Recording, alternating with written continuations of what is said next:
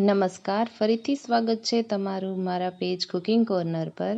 આજે આપણે બનાવીશું ખમણ ઢોકળા કે જે ખાવામાં ટેસ્ટી હોય છે. તેની સાથે છે લીલી ચટણી, તે પણ સરસ તીખી, થોડી ખાટી એવી હોય છે. આ ઢોકળા ફક્ત ચણાની દાળ અને ચોખા વડે બનાવેલા છે. તો તમે જોઈ શકો છો કે આ ઢોકળા કેવા ફૂલેલા સરસ દેખાય છે. તો ચાલો આપણે સૌપ્રથમ તેને શરૂઆત કરીએ. તો આ માટે સૌપ્રથમ આપણે ચણાની દાળ લઈશું. અહીં 1 કપ ચણાની દાળ લીધેલી છે. તેની સાથે આપણે 2 કપ ચોખા લઈશું. તે જ કપનું માપ રાખેલું છે.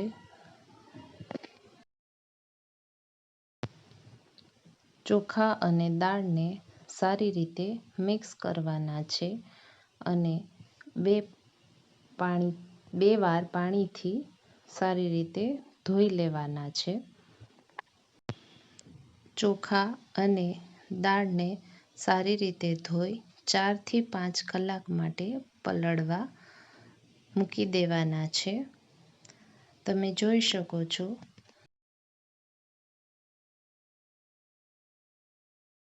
આ રીતે તે થોડા પાણીમાં ડૂબી જાય, તેની પર થોડું પાણી રહે એટલું પાણી નાખવાનું છે. કારણ કે દાળ અને ચોખા ફૂલી જશે, તો તે પ્રમાણે પાણી લેવાનું છે અને તેને ઢાંકી અને 4 થી 5 કલાક માટે મૂકી દઈશું. હવે તમે જોઈ શકો છો કે દાળ અને ચોખા સારી રીતે ફૂલી ગયા છે. તો હવે આપણે તેને મિક્સરમાં ક્રશ કરી લઈશું. આ રીતે મિક્સી જારમાં તેનું પાણી કાઢતું જવાનું છે અને આપણે ક્રશ કરતું જવાનું છે. આમાં તમે થોડી ખાટી છાશ પણ ઉમેરી શકો છો.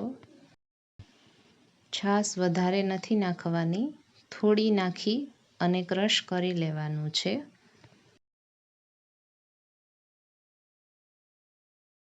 આ બેટરને એકદમ સોફ્ટ કે જાડું નથી રાખવાનું.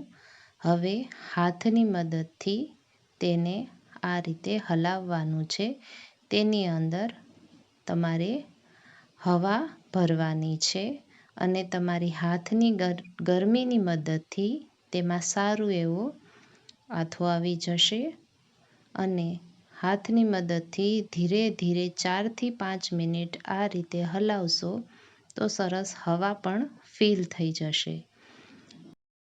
ત્યારબાદ તેને ઢાંકી અને 8 થી 9 કલાક માટે મૂકી દેવાનું છે અને ધ્યાન રાખવાનું છે કે તે થોડી ગરમ જગ્યા હોય ત્યાં જ રાખજો. ઠંડી જગ્યા પર ના રાખતા.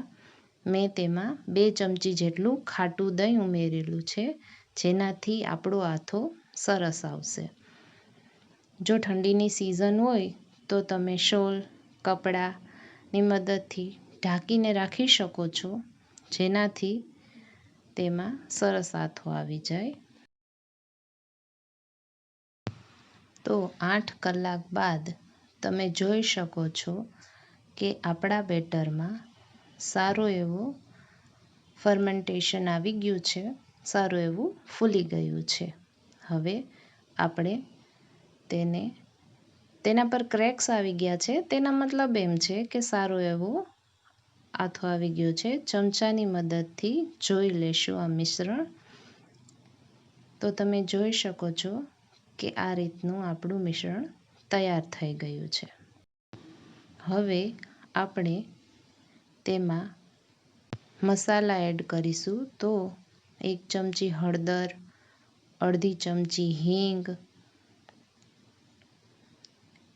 1 થી 1.5 ચમચી જેટલું નમક તમે સ્વાદ અનુસાર લઈ શકો છો. આદુ લસણની પેસ્ટ લીધેલી છે અને થોડું તેલ એડ કર્યું છે. તેલ એડ કરવાથી જેમ લોટમાં મોણ નાખીએ અને પોચું બને તેવી રીતે આપણા આ ઢોકળા, ખમણ ઢોકળા સરસ પોચા બનશે. તો હવે આપણે તેને મિક્સ કરીશું. જો જરૂર પડે તો તમે તેમાં થોડી છાશ કે દહીં એડ કરી શકો છો. હું તેમાં થોડી છાશ એડ કરું છું અને આ રીતે બેટર તૈયાર કરવાનું છે. આપણે તેને થોડું ઢીલું જ રાખવાનું છે. તે તૈયાર થશે તો થોડું કડક બનશે, માટે આપણે તેને થોડું ઢીલું રાખીશું. આ રીતે રિબન ફોર્મમાં રાખી દઈશું. અહીં મેં ડીશ પર તેલ ગ્રીસ કરી લીધું છે. હવે તેમાં કોઈ ઈનો કે કોઈ પ્રકારની સોડા કે કશું ઉમેર્યું નથી અને મિશ્રણ આપણે તેના પર પાથરશું. જો તમારે સ્ટીમ ઢોકળા બનાવવા હોય તો તમે આછું એવું લેયર પાથરજો, પણ જો તમારે ફૂલેલા અને વઘારેલા જ પસંદ હોય તો તમે એનું લેયર થોડું જાડું રાખજો. અને તેના પર મેં થોડું ધાણા જીરું સ્પ્રેડ કર્યું છે. આ ઓપ્શનલ છે. જો તમને પસંદ હોય તો તમે સ્પ્રેડ કરી શકો છો. ત્યારબાદ તેના પર થોડું લાલ મરચું પાવડર એડ કર્યો છે. હવે આ રીતે બધું ડીશ, વાટકી તૈયાર કરી અને ગરમ પાણી કરી અને રાખી દીધા છે. તેને 15 મિનિટ માટે મીડિયમ ફ્લેમ પર ઢાંકીને મૂકી દેવાનું છે. તો આ સેટ થાય તે દરમિયાન આપણે લીલી ચટણી બનાવી લઈએ. તેના માટે મેં અહીં 3 મરચાં લીધેલા છે, જે થોડા તીખા છે. ત્યારબાદ તેમાં થોડી કોથમીર એડ કરેલી છે.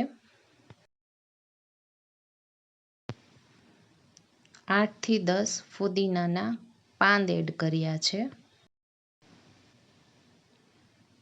5 થી 7 લસણની કળી અને 1 આદુનો ટુકડો, શેકેલી મગફળીના થોડા દાણા એડ કર્યા છે. થોડો ખાટો ટેસ્ટ આપવા માટે લીંબુનો રસ નાખેલો છે, જેનાથી મરચાંની તીખાશ ઓછી થશે અને ચટણી થોડી ખાટી, તીખી, ગળી એવી લાગશે. થોડું નમક એડ કરવાનું છે. તમે તમારા સ્વાદ અનુસાર નમક એડ કરી શકો છો. થોડી ખાંડ ઉમેરેલી છે, જેનાથી ચટણીનો ટેસ્ટ થોડો ગળ્યો પણ આવે. 2 ચમચી દહીં એડ કર્યું છે. આ બધું એડ કર્યા બાદ તમારે તેમાં થોડું શેકેલું જીરું એડ કરવાનું છે. હવે આપણે તેને બ્લેન્ડ કરી લેશું. મિક્સર પર સારી રીતે ક્રશ કરી લેશું. તો તમે જોઈ શકો છો કે આપણી લીલી ચટણી તૈયાર છે. તે દરમિયાન આપણા ઢોકળા પણ સ્ટીમ થઈ ગયા છે. ચપ્પુની મદદથી ચેક કરજો, તેમાં ચોંટતું નથી. તો હવે તેને બહાર કાઢી આપણે 15 થી 20 મિનિટ માટે આને સરસ રીતે ઠંડા પાડવાના છે. થી તેના કટકા કરવાના છે. જો તમારે સ્ટીમ ઢોકળા તમને પસંદ હોય તો તમે આને આ રીતે ગરમ ગરમ જ સર્વ કરી શકો છો. પરંતુ તમને જો મારી જેમ તેના પર વઘાર કરી અને પસંદ હોય તો તે પ્રમાણે પણ લઈ શકો છો. તો તમે જોઈ શકો છો કે તૈયાર છે આપણા ઢોકળા. તો હવે વઘાર માટે મેં ફ્રાય પેનમાં થોડું તેલ લીધેલું છે. તેમાં થોડી રાઈ એડ કરેલી છે, કે જે 1 ચમચી જેટલી છે. જીરું એડ કર્યું છે, કે જે 1 ચમચી જેટલું છે. ત્યારબાદ થોડા લીમડાના પાન અને હિંગ એડ કર્યા છે. થોડા તલ પણ એડ કર્યા છે. અને હવે આપણે તૈયાર થયેલા ખમણ ઢોકળા પર તેને સ્પ્રેડ કરીશું. તો તૈયાર છે આપણા ઢોકળા, જે ખાવામાં હેલ્ધી હોય છે અને કોઈ પણ સોડા, ઈનો વગર આપણા ઢોકળા સરસ ફૂલેલા તૈયાર છે. તમે તેને ટમેટાના સોસ, લીલી ચટણી સાથે લઈ શકો છો. તમને આજની મારી રેસિપી કેવી લાગી તે મને જણાવજો, તમારા અનુભવ શેર કરજો. જો તમને મારો આ વિડીયો પસંદ આવ્યો હોય તો ચેનલ લાઈક કરો, શેર કરો, સબસ્ક્રાઈબ કરો, બેલ આઇકન પ્રેસ કરવાનું ભૂલતા નહીં. ફરીથી મળીશું નવા વિડીયો સાથે. મારો વિડીયો જોવા માટે તમારો ખૂબ ખૂબ ધન્યવાદ.